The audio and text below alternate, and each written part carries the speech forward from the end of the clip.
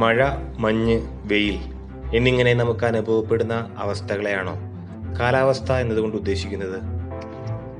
ഇംഗ്ലീഷിൽ climate, weather എന്നീ രണ്ട് വാക്കുകൾക്കും മലയാളത്തിൽ പൊതുവെ കാലാവസ്ഥ എന്ന വാക്കാണ് ഉപയോഗിക്കുന്നത്.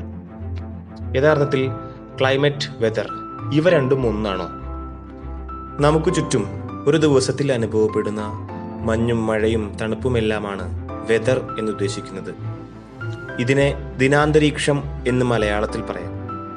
എന്നാൽ ഒരു പ്രദേശത്ത് ദീർഘകാലത്തേക്ക് അനുഭവപ്പെടുന്ന അവസ്ഥകളെയാണ് കാലാവസ്ഥ എന്ന് വിളിക്കുന്നത്. നമ്മുടെ കാലാവസ്ഥയിൽ ഉണ്ടായിക്കൊണ്ടിരിക്കുന്ന പലവിധ മാറ്റങ്ങളാണ് കാലാവസ്ഥാ വ്യതിയാനം.